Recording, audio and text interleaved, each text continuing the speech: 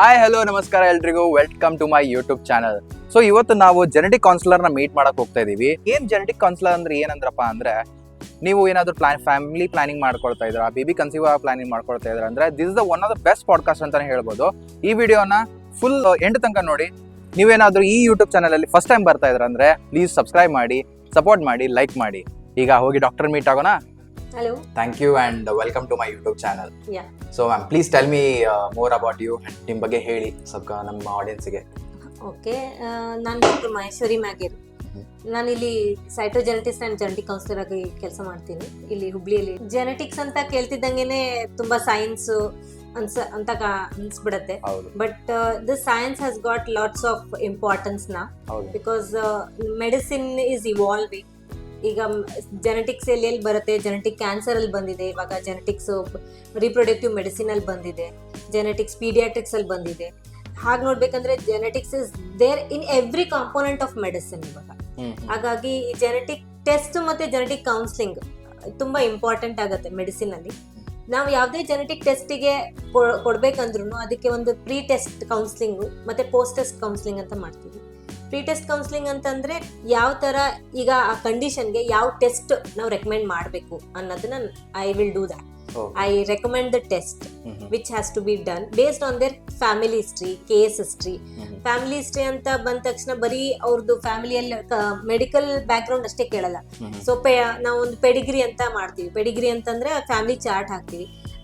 ಬೇರೆ ಯಾರು ಅವ್ರ ಮನೇಲಿ ಇದಾರಲ್ಲ ಅವರಲ್ಲಿ ಈ ತರ ಕಂಡೀಷನ್ ಇದೆ ಅದನ್ನ ತಿಳ್ಕೊಂಡು we will recommend one test, some genetic test.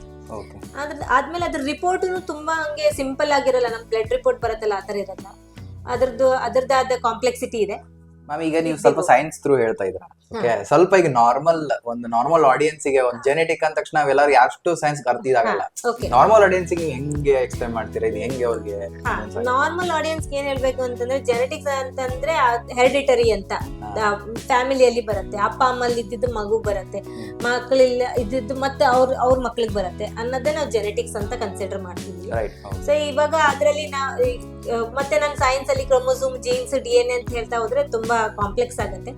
ತಂದೆ ತಾಯಿಯಲ್ಲಿ ಏನು ಕ್ರೋಮೋಸೋಮ್ ಅಲ್ಲಿ ಇರತ್ತಲ್ಲ ಅದು ಮಗುವಿಗೆ ಬರುತ್ತೆ.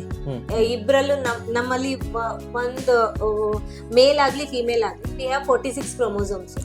ಸೊ ಅದರಿಂದ ಒಂದ್ ಕ್ರೋಮೋಸೋಮ್ ಫಾದರ್ ಇಂದ, ಒಂದ್ ಕ್ರೋಮೋಸೋಮ್ ಮದರ್ ಇಂದ ಮಗುಗ್ ಬರುತ್ತೆ. ಓಕೆ, ನೀವೀಗ ಕೇಳಿರ್ಬೇಕು ಡೌನ್ ಸಿಂಡ್ರೋಮ್ ಅಂತ. ಆಮೇಲೆ ಹುಟ್ಟಾನೆ ಮಗುವಲ್ಲಿ ಕೈ ಸರಿಗಿರ್ಲಿಲ್ಲ, ಕಣ್ ಸರಿಗಿರ್ಲಿಲ್ಲ, ಈ ತರ. ಸೊ ಇವೆಲ್ಲ ಯಾಕಾಗತ್ತೆ ಅಂತಂದ್ರೆ ಅದ್ರದ್ದಾದ ಜೀನು, ಅಥವಾ ಈಗ ಡೌನ್ ಸಿಂಡ್ರೋಮ್ ಅಂತಂದ್ರೆ ನಾವು ಆನ್ಯುಪ್ಲಾಯ್ಡಿ ಅಂತೀವಿ, ಅಂದ್ರೆ ನಂಬರ್ ಚೇಂಜ್ ಆಗಿರುತ್ತೆ ಕ್ರೋಮೋಸೋಮ್. ಓಕೆ, ನಾರ್ಮಲಿ ಎಷ್ಟಿರ್ಬೇಕು, 46 ಇರ್ಬೇಕು. ಈಗ ಡೌನ್ ಸಿಂಡ್ರೋಮ್ ಅಲ್ಲಿ 47 ಆಗಿದೆ. ಹೇಗಾಗಿದೆ? ತಂದೆ ಮತ್ತೆ ತಾಯಿಯಿಂದ ಬರ್ಬೇಕಾದ್ರೆ ಒಂದು ಎಕ್ಸ್ಟ್ರಾ ಕ್ರೋಮೋಸೋಮ್ ಬಂದಿರುತ್ತೆ. ಆ ಎಕ್ಸ್ಟ್ರಾ ಕ್ರೋಮೋಸೋಮೇ ಆ ಮಗುಗೆ ಆ ತರ ಕಂಡೀಷನ್ ಕೊಡುತ್ತೆ. ಸೊ ಅದು ಡೌನ್ ಸಿಂಡ್ರೋಮ್. ಆ ತರ ಬರೀ ಕ್ರೋಮೋಸೋಮ್ ನಂಬರ್ ಚೇಂಜಸ್ ಅಷ್ಟೇ ಅಲ್ಲ, ಅದ್ರ ಸ್ಟ್ರಕ್ಚರ್ ಅಂತ ಇದೆ, ಅದು ಚೇಂಜ್ ಆದ್ರೂ ಈ ತರ ಪ್ರಾಬ್ಲಮ್ಸ್ ಆಗತ್ತೆ. ಸೊ ಇದೇ ಆಗ್ಬೇಕಂತಲ್ಲ, ಕೆಲವೊಂದು ಪ್ರಾಬ್ಲಮ್ಸ್ ಆಗತ್ತೆ. ಸೊ ಈಗ ನೀವು ಎಷ್ಟೊಂದು ಕಪಲ್ಸ್ ಕೇಳಿರ್ಬೋದು, ಫಸ್ಟ್ 3 months ಅಲ್ಲೇ ಬರೀ ಪ್ರೆಗ್ನೆನ್ಸಿ ಲಾಸ್ ಆಗ್ತಾ ಇದೆ, ಅಬಾರ್ಷನ್ ಆಗ್ತಾ ಇದೆ, ಮಿಸ್ ಕ್ಯಾರೇಜ್ ಆಗ್ತಾ ಇದೆ. ಸೊ ಇದಕ್ಕೂ ಜೆನೆಟಿಕ್ ಬ್ಯಾಕ್ ಗ್ರೌಂಡ್ ಇದೆ. ಇಟ್ ಈಸ್ ನಾಟ್ ಬರೀ ಇಮ್ಯುನಾಲಜಿ ಅಥವಾ ನಮ್ದು ಹಾರ್ಮೋನ್ ಪ್ರಾಬ್ಲಮ್ಸ್ ಇಂದಾನೆ ಆಗ್ತಾ ಇದೆ ಅಂತಲ್ಲ, ಇದ್ರಲ್ಲೂ ಜೆನೆಟಿಕ್ ಇದೆ. ಈಗ ಹಾರ್ಟ್ ಬೀಟ್ ಸ್ಟಾರ್ಟ್ ಆಗ್ಬೇಕು, ಸೊ ನಾವು ಹಾರ್ಟ್ ಡೆವಲಪ್ ಆಗ್ಲಿಕ್ಕೂ ಕೆಲವೊಂದು ಜೀನ್ಸ್ ಇದೆ. ಆ ಜೀನ್ಸ್ ಇಂಪೇರ್ಮೆಂಟ್ ಏನಾದ್ರು ಹೆಚ್ಚು ಕಡಿಮೆ ಆಗಿತ್ತು ಅಂತಂದ್ರೆ ಹಾರ್ಟ್ ಡೆವಲಪ್ ಆಗೋದಲ್ಲ, ಹಾರ್ಟ್ ಬೀಟ್ ಬರೋದೇ ಇಲ್ಲ. ಎಷ್ಟೋ ಸತಿಗೆ ಹೇಳ್ತಾರೆ, ನಾನು 3 ತಿಂಗಳಲ್ಲಿ ಟರ್ಮಿನೇಟ್ ಮಾಡಿಸಿದ್ವಿ, ಯಾಕೆ ಅಂದ್ರೆ ಹಾರ್ಟ್ ಬೀಟ್ ಬಂದಿರಲಿಲ್ಲ ಅಂತ. ಸೊ ಹಾರ್ಟ್ ಬೀಟ್ ಯಾಕೆ ಬಂದಿಲ್ಲ ಅಂದ್ರೆ ಇಲ್ಲಿ ಕಾರ್ಡಿಯಾಕ್ ಡೆವಲಪ್ಮೆಂಟ್ ಆಗಿಲ್ಲ, ಹಾರ್ಟ್ ಡೆವಲಪ್ಮೆಂಟ್ ಆಗಿಲ್ಲ, ಈ ಜೀನ್ ದೇನ ತೊಂದರೆ ಇಂದ. ಆಮೇಲೆ ಎಷ್ಟೊಂದ್ ಮಂದಿ ಹೇಳ್ತಾರೆ, ನಾವು ಫಸ್ಟ್ 2 ತಿಂಗಳು ಇನ್ನೇನು ಟೆಸ್ಟ್ ಪಾಸಿಟಿವ್ ಬಂದಿರುತ್ತೆ, ಆಗ್ಲೇ ನಮ್ದೆಲ್ಲ ಮಿಸ್ಕ್ಯಾರೇಜ್ ಆಯ್ತು ಅಂತ. ಅವಾಗ್ಲೂ ಇಂಪ್ಲಾಂಟೇಶನ್ ಪ್ರಾಪರ್ ಆಗಿರಲ್ಲ, ಫರ್ದರ್ ಪ್ರೆಗ್ನೆನ್ಸಿ ಕಂಟಿನ್ಯೂ ಆಗಲ್ಲ. ಅದಕ್ಕೂ ಎಷ್ಟೊಂದು ಜೀನ್ಸ್ ಇನ್ವಾಲ್ವ್ಮೆಂಟ್ ಇದೆ. ಜೀನ್ಸ್ ಇನ್ವಾಲ್ವ್ಡ್ ಇನ್ ಆ ಮಗು ಹೋಗಿ ಇಂಪ್ಲಾಂಟ್ ಆಗಕ್ಕೆ, ಆ ಗರ್ಭ ತಡಿಯೋಕೆನೆ ಎಷ್ಟೊಂದು ಜೀನ್ಸ್ ಇದಾವೆ. ಹೌದು ಸರಿ ವರ್ಕ್ ಆಗ್ತಾ ಇಲ್ಲ, ಅವ್ರದ್ದು ಏನಾದ್ರು ಇಂಪೇರ್ಮೆಂಟ್, ಅವ್ರದ್ದು ಏನಾದ್ರು ಸಣ್ಣ ಪುಟ್ಟ ಮ್ಯೂಟೇಶನ್ ಅಂತೀವಲ್ಲ, ಆತರ ಆದ್ರೂ ಯಾವುದೇ ಒಂದು ಸಿಂಡ್ರೋಮ್ ಅಥವಾ ಏನೋ ಪ್ರಾಬ್ಲಮ್, ಈಗ ಹುಟ್ಟಬೇಕಾದ್ರೆ ಫೀಟಸ್ಗೆ ಹಾರ್ಟ್ ಪ್ರಾಬ್ಲಮ್ ಇರುತ್ತೆ, ನೇಸಲ್ ಬೋನ್ ಬೆಳೆದಿರಂಗಿಲ್ಲ, ಕೈ ಬೆಳೆದಿರಂಗಿಲ್ಲ, ಲಿಮ್ಸ್ ಬೆಳೆದಿರಂಗಿಲ್ಲ. ಸೊ ಯಾವುದೇ ರೀತಿ ಏನೋ ಪ್ರಾಬ್ಲಮ್ ಇದ್ರೆ there are some background ಅಂತಂದ್ರೆ ಜೆನೆಟಿಕ್ ಪ್ರಾಬ್ಲಮ್ ಇದ್ದಾಗೆ ಈ ರೀತಿ ಆಗಿರುತ್ತೆ. ಎಷ್ಟೊಂದ್ಸತಿ ಹಂಗೆ ಆಗತ್ತೆ.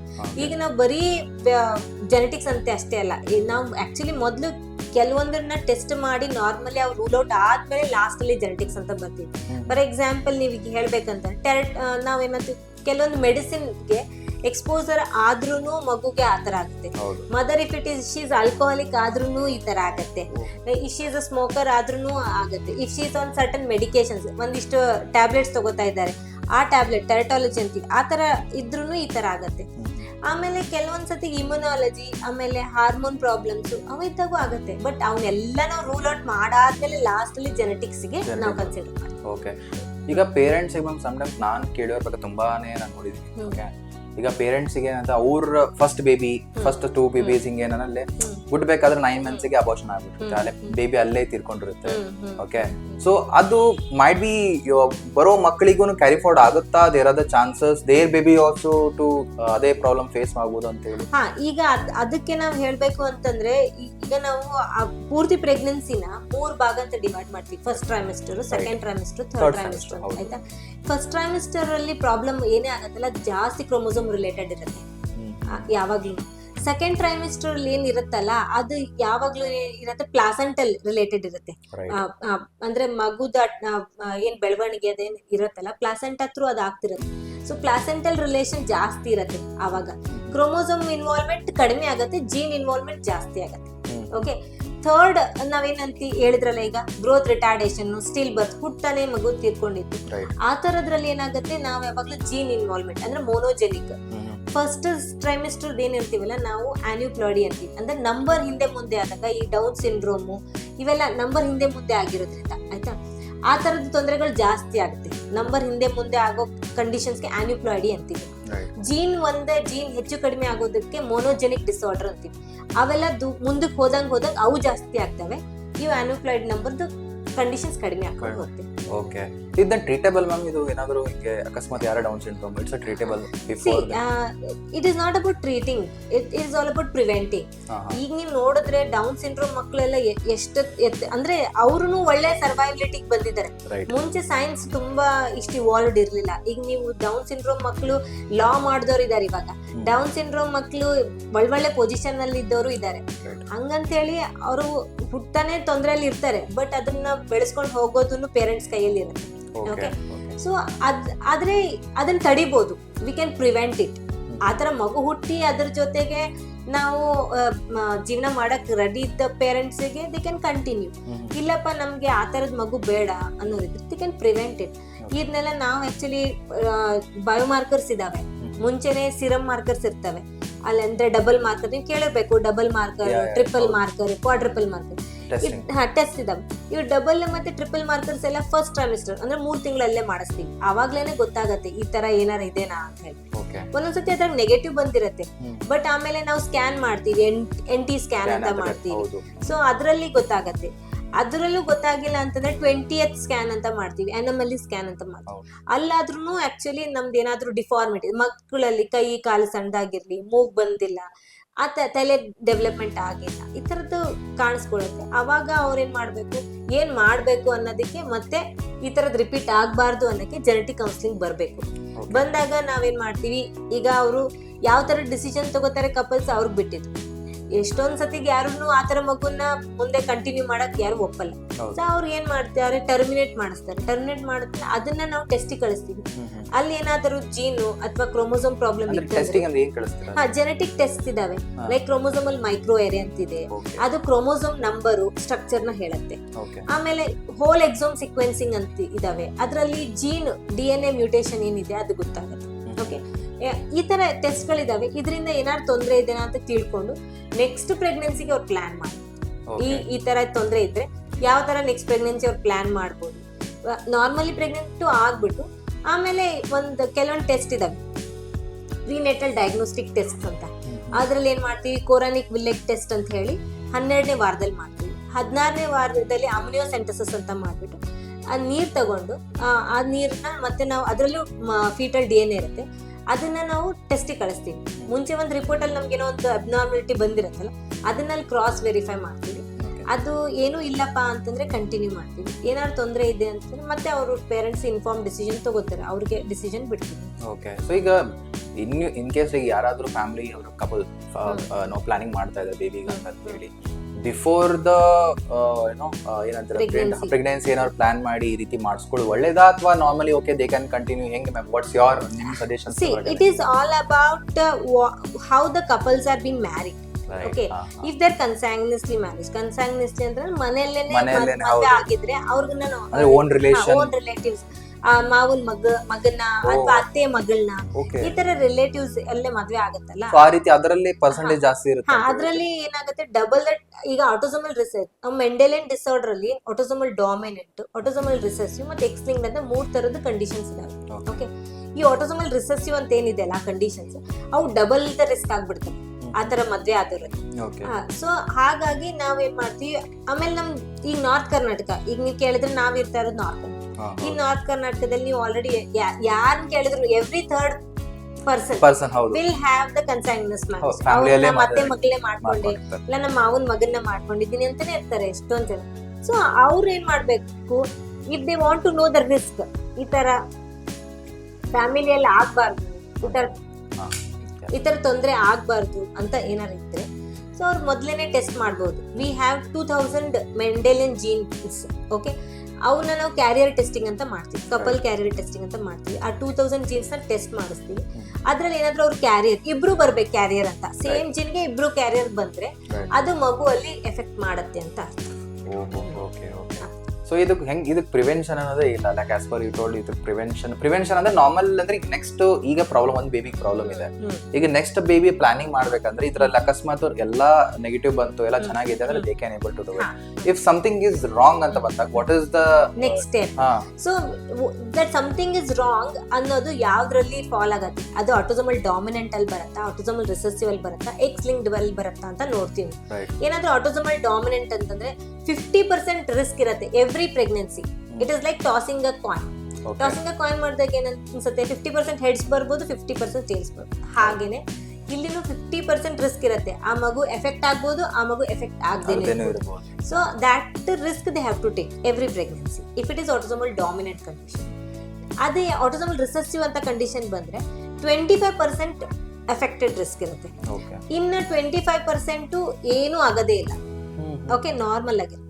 ಇನ್ ಮಧ್ಯದಲ್ಲಿ 50% ಏನಿರುತ್ತಲ್ಲ, ಅವ್ರ ಅಪ್ಪ ಅಮ್ಮನ ತರ ಇರ್ತಾರೆ, ಅಂದ್ರೆ ಕ್ಯಾರಿಯರ್ ಅವ್ರಲ್ಲಿ ಇರತ್ತೆ, ಬಟ್ ಏನು ಕಾಣಲ್ಲ, ಮ್ಯಾನಿಫೆಸ್ಟ್ ಆಗಲ್ಲ. ಅವ್ರಲ್ಲಿ ಇರತ್ತದ, ಅವ್ರು ಆ ಜೀನ್ ಕ್ಯಾರಿ ಮಾಡ್ತಿರ್ತಾರೆ, ಅದ್ರದ್ದು ಕಾಣ್ತಾ ಇರಲ್ಲ.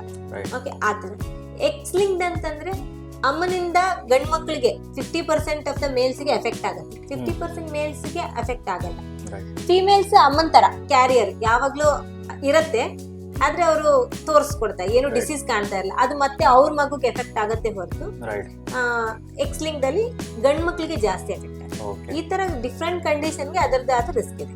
ಓಕೆ, ಸೊ ಈಗ ಜೆನೆಟಿಕ್ ಅನ್ನೋದು ಆಕ್ಚುಲಿ ತುಂಬಾನೇ ಬರ್ತಾ ಇದಾರೆ. ಮೊದ್ಲು ಯಾರು ಅಷ್ಟು ಥಿಂಕ್ ಮಾಡ್ತಾ ಇರ್ಲಿಲ್ಲ, ಈಗೀಗ ತುಂಬಾ ಬರ್ತಾ ಇದ್ದಾರೆ. ಅದು ಆಕ್ಚುಲಿ ಹೇಗೆ medicine is evolving with medicine, test are getting evolve. ಮುಂಚೆ ಇದ್ರೂ ಅದನ್ನ ಐಡೆಂಟಿಫೈ ಮಾಡಕ್ ಟೆಸ್ಟ್ ಇರ್ಲಿಲ್ಲ. ಇವಾಗ we have lot many genetic tests ಇದಾವೆ ಅಂದ್ಮೇಲೆ ನಾವು we are able to diagnose. When we are able to diagnose we are able to discuss about it. So ಹಾಗಾಗಿ ಸ್ವಲ್ಪ ಇವಾಗ ಜೆನೆಟಿಕ್ಸ್ ಜಾಸ್ತಿ ಕಾಣ್ತಾ ಇದೆ. ಆಡಿಯನ್ಸ್ಗೆ ಒಂದು ಪೀಸ್ ಆಫ್ ಅಡ್ವೈಸ್ ಕೊಡಬೇಕು ಅಂತಂದ್ರೆ, ಫ್ಯಾಮಿಲಿಗೂ ಕಪಲ್ಗೂ ಪ್ಲಾನಿಂಗ್ ಮಾಡ್ತಾ ಇದೆ, ಮದುವೆ ಆಗ್ತಿರೋರಿಗೆ, ಸೊ ಒಂದ್ ಪೀಸ್ ಆಫ್ ಅಡ್ವೈಸ್ ಕೊಡಬೇಕು ಅಂದ್ರೆ ನೀವು ಏನ್ ಆಸ್ ಡಾಕ್ಟರ್ ಜೆನೆಟಿಕ್ ಕೌನ್ಸಿಲರ್ ಆಗಿ ಏನ್ ಕೊಡಬೇಕು ಇಷ್ಟಪಡ್ತೀರಾ? ನಾನು ಆಡಿಯನ್ಸಿಗೆ ಒಂದ್ ಹೇಳ್ಬೇಕಂತಂದ್ರೆ, ಜೆನೆಟಿಕ್ಸ್ ಅಂದ ತಕ್ಷಣ you should not panic first thing. Okay, and should not blame anybody. There is nowhere for anybody's fault for any genetic condition. Okay, it's a hereditary thing. Sometimes ನಾವು ಅದನ್ನ ಡಿನೋವೋನು ಅಂತೀವಿ, ಅಂದ್ರೆ ಅದು ಫಸ್ಟ್ ಟೈಮ್ ಅವ್ರಿಗೆ ಆಗಿರುತ್ತೆ, ಆ ತರನು ಆಗಿರ್ಬೋದು. ಯಾವಾಗ್ಲೂ ಆಗ್ಬೇಕಂತ ಇಲ್ಲ, ಒಂದೊಂದ್ಸತಿ ಅವರೇ ಫಸ್ಟ್ ಕ್ಯಾಂಡಿಡೇಟ್ ಆಗಿರ್ತಾರೆ, ಡಿನೋವೋ ಕಂಡೀಷನ್ಸು ಆಗಿರ್ಬೋದು. ಸೊ ಇದ್ರಲ್ಲಿ ಯಾರ ಫಾಲ್ಟು ಇಲ್ಲ. And not to blame anybody, not to feel guilty also. Okay. So this is first thing I want to tell everybody about genetics. Okay. ಆಮೇಲೆ ಪ್ಯಾನಿಕ್ ಆಗದೆ, they have to go for genetic counseling, get genetic tests done also, get post-test counseling also, know the reason, cause, instead of being in a confusion. This gives you a clarity. Right. It's all about having clarity, and it's all about having getting preventive measures, taking up the preventive measures, not about curative. It is Right. about to prevent.